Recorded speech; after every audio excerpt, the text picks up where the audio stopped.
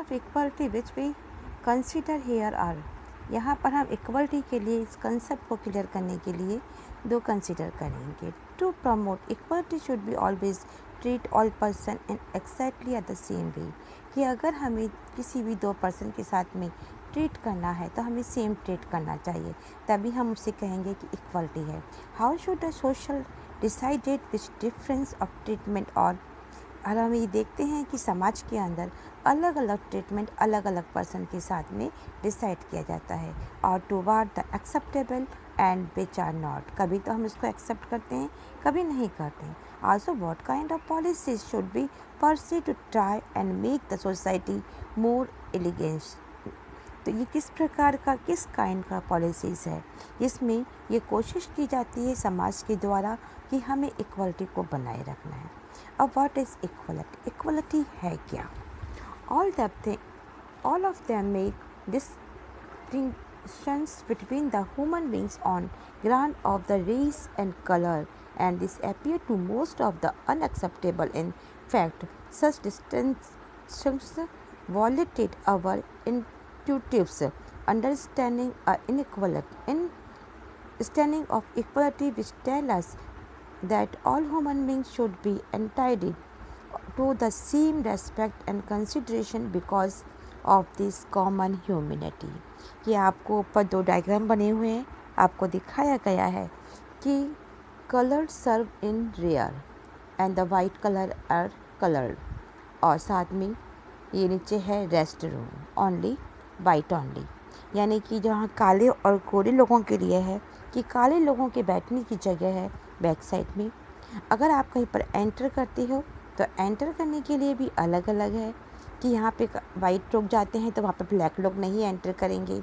ऐसा ही पानी drinking water के लिए कह रखा है कि एक तरफ वाइट लोग पानी पीने जाएंगे तो सेकंड हैंड काले लोग पानी पीने जाएंगे. ऐसे ही रहने के लिए यह रेस्ट रूम बना हुआ है जहाँ केवल जो वाइट पर्सन है वही रेस्ट करने के लिए जाएंगे, ब्लैक पर्सन के लिए कोई भी ऐसी जगह नहीं बनी हुई है. तो ये दोनों जो डायग्राम बने हुए हैं इनके बीच में हमने देखा कि अपने रेस के बारे में कलर के बेस पर जो डिस्क्रिमिनेशन किया गया है उसे ये संकेत करते हैं, और हम में से अधिकांश लोग इसको अस्वीकार करते हैं कि ऐसा नहीं होना चाहिए. लेकिन वास्तव में ये डिस्क्रिमिनेशन इक्वलिटी के हमारे अंदर एक आत्मबोध का उल्लंघन कराता है कि इक्वलिटी का हमारा आत्मबोध कहता है कि हमें ह्यूमैनिटी के कारण सभी मनुष्यों को बराबर सम्मान का हकदार होना चाहिए. तो however, the treating people with equal respect need not a means always treating them in an identical way. कि हम देखते हैं कि जो लोग हैं इनमें बराबर और सम्मान का व्यवहार का मतलब ज़रूरी नहीं होता है कि एक जैसा व्यवहार करना भी हो. कोई भी सोसाइटी है, no society treat all its member in exactly the same way under all condition, कि कोई भी सोसाइटी अपने सभी मेंबर्स के साथ में सभी कंडीशन में हर समय समान बर्ताव नहीं करता है. The smooth functions of society require division of work and functions, and people often enjoy different states and revolve on account of it. कि समाज में जितने भी काम होते हैं, ट्रेड होता है, इन सब काम को डिवाइड किया गया है और अलग अलग काम अलग अलग लोगों के बीच में इम्पोर्टेंसी और उनकी प्रॉफिट के अनुसार अलग अलग मिलता है. तो at a time this difference of treatment में अपीयर एक्सेप्टेबल और even necessary.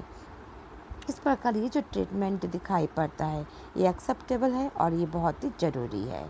For instance we usually do not feel that given prime ministers or army generals a special official rank and status goes against the nation of equality provide their privilege and not a missed.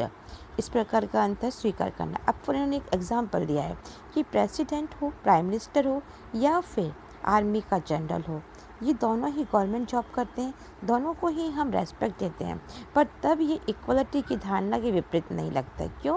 क्योंकि इनका उपयोग दुरुपयोग नहीं होता है, बल्कि ये उन अलग किस्म की इनइक्वलिटी अन्यायपूर्ण लग सकती है कि अगर वो प्राइम मिनिस्टर है तो इसके लिए डिफरेंट तरह का रेस्पेक्ट है, और अगर ये जनरल है तो डिफरेंट तरीके का रेस्पेक्ट दिया जाता है.